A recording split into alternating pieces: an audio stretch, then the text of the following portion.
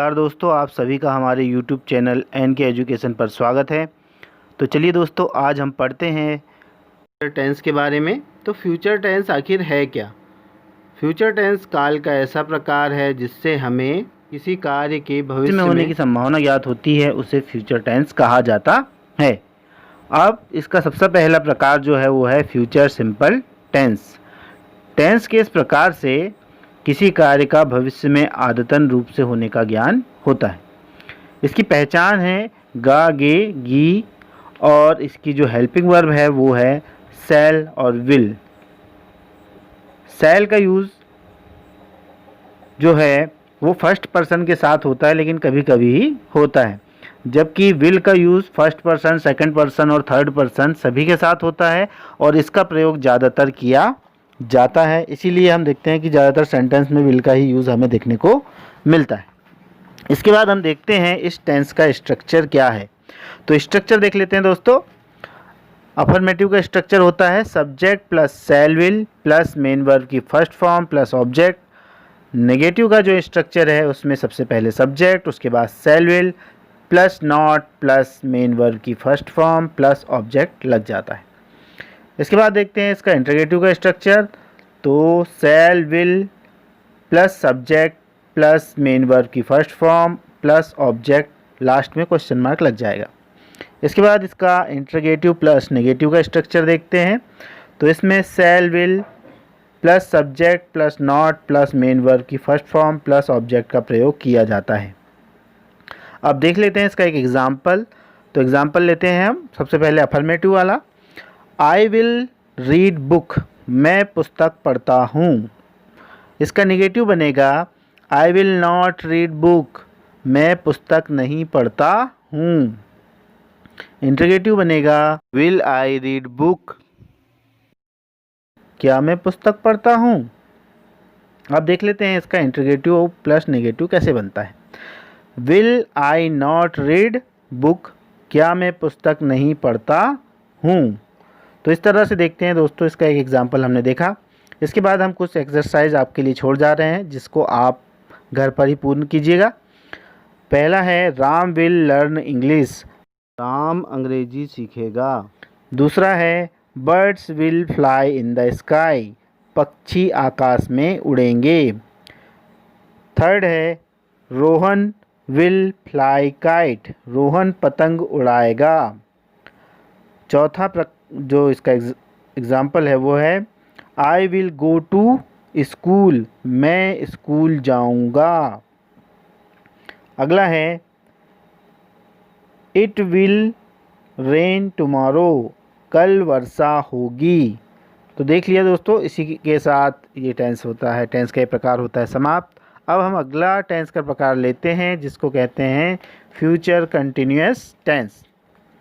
ठीक है दोस्तों, अब इसको देख लेते हैं। इस प्रकार से हमें यह ज्ञात होता है कि कोई कार्य भविष्य काल में निरंतर रूप से जारी रहेगा या फिर अपूर्ण रहेगा।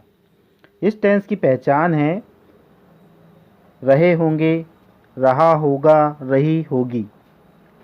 हेल्पिंग वर्ब के रूप में शैल विल का प्रयोग किया जाता है। प्लस बी को भी जोड़ा जाता है, परंतु मेन वर्ब याद रखना है कि शैल विल ही है, क्योंकि अगर हम बी को भी जोड़ेंगे तो कई बार लोग कंफ्यूज हो जाते हैं और इंटरोगेटिव और नेगेटिव बनाने में उन्हें दिक्कतें होती है। इसीलिए हमें ये याद रखना है कि शैल विल ही इस पूरे टेंस की मेन वर्ब है। ठीक है दोस्तों, आगे देखते हैं इसका स्ट्रक्चर। तो अफर्मेटिव के स्ट्रक्चर में subject plus shall will plus be का यूज़ होता है, प्लस मेन वर्ब की first form plus ING plus object प्रयोग किया जाता है।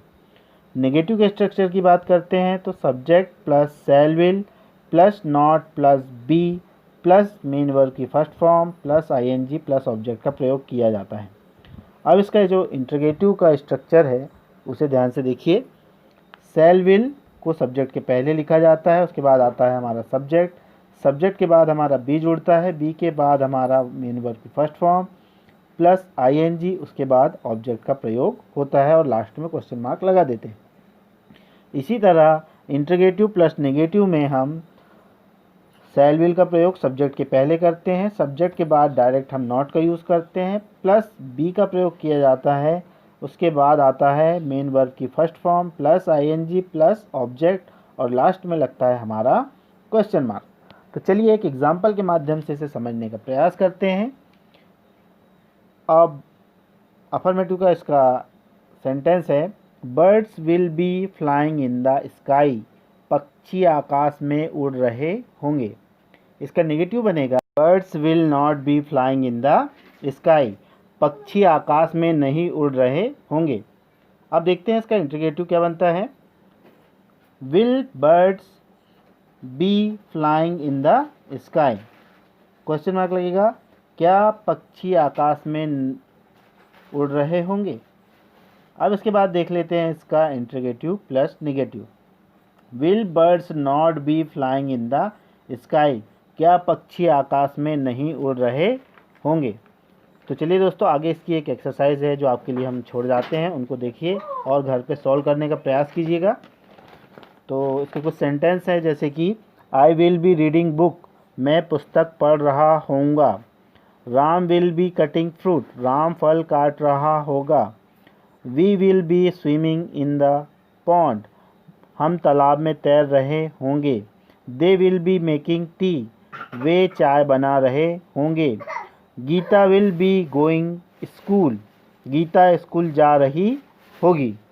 इसी के साथ हम अगले टेंस पे आते हैं। तो अगले टेंस का जो प्रकार है वो है फ्यूचर परफेक्ट टेंस। इसके इस प्रकार से भविष्यकाल में किसी कार्य के पूर्ण होने का ज्ञान होता है। इस टेंस की पहचान है चुका होगा, चुकी होगी, चुके होंगे। हेल्पिंग वर्ब के रूप में वही सेल और विल का प्रयोग किया जाता है, प्लस इसके साथ हैव जुड़ जाता है। इसका स्ट्रक्चर है अफर्मेटिव का subject plus shall will plus have plus main verb की थर्ड फॉर्म प्लस ऑब्जेक्ट। जितने भी परफेक्ट टेंस होते हैं उन सभी में वर्ब की थर्ड फॉर्म लगती है, हमें ये याद रखना चाहिए। फिर इसका देखते हैं नेगेटिव का स्ट्रक्चर। तो subject plus shall will plus not plus have plus main verb की थर्ड फॉर्म प्लस ऑब्जेक्ट का प्रयोग इसमें होता है। इंटीग्रेटिव में देखें तो सेल विल को सब्जेक्ट के पहले लिखा जाता है, उसके बाद सब्जेक्ट, सब्जेक्ट के बाद हैव प्लस मेन वर्ब की थर्ड फॉर्म प्लस ऑब्जेक्ट का प्रयोग होता है। इसके बाद हम देख लेते हैं इंटीग्रेटिव प्लस नेगेटिव। तो सेल will plus subject plus not plus have plus main verb की थर्ड फॉर्म प्लस ऑब्जेक्ट का प्रयोग होता है। लास्ट में क्वेश्चन मार्क लगा दिया जाता है। एक बात पे अगर आप ध्यान दें तो बड़े आसानी से आप इंटीग्रेटिव और नेगेटिव बना सकते हो, वो है क्या, चलो देख लेते हैं। यहाँ पर एग्जाम्पल में देखेंगे, आई विल हैव रीड बुक, मैं पुस्तक पढ़ चुका होऊंगा। नेगेटिव देखिए कैसे बन रहा है इसमें, आई will not have read book, इसमें देखिए मैं पुस्तक नहीं पढ़ चुका होऊंगा। तो इसमें देखिए नॉट कौन से नंबर पे लगा है, आई के बाद आता है हेल्पिंग वर्ब दूसरे नंबर पर और तीसरे नंबर पर नॉट लगा है। अगर एक सब्जेक्ट हो तो नॉट कितने नंबर पर लगता है, तीसरे नंबर पर, और अगर सब्जेक्ट दो हो जैसे राम एंड श्याम तो नॉट पाँचवें नंबर पर लगता है। ये लेकिन आपको ध्यान देना होगा कि वो जो दो सब्जेक्ट आए हैं उसके बीच में कोई उसे जोड़ने वाला शब्द जुड़ा है या नहीं। इसके बाद अगर आप ये देखें कि आपको अगर इंटीग्रेटिव बनाना है तो हेल्पिंग वर्ब को सब्जेक्ट के पहले लिखा जाता है। अब हमें हेल्पिंग वर्ब पता होनी चाहिए, तो आप बार बार इस वीडियो को देखेंगे तो आपको हेल्पिंग वर्ब भी पता चल जाएगी। तो चलिए आगे देखते हैं। Will I have read book, क्या मैं पुस्तक पढ़ चुका होऊंगा। इंटीग्रेटिव प्लस नेगेटिव इसका बनेगा will I not have read book, क्या मैं पुस्तक नहीं पढ़ चुका होऊंगा। इसके बाद देख लेते हैं कुछ exercise. Bird will have flown in the sky, पक्षी आकाश में उड़ चुके होंगे। Rohan will have cut mango, Rohan आम काट चुका होगा। Ashwin will have played football, Ashwin football खेल चुका होगा। Damini will have written a book, Damini एक पुस्तक लिख चुकी होगी। Amit will have drunk tea, Amit चाय पी चुका होगा। इनको सॉल्व करके देखिएगा।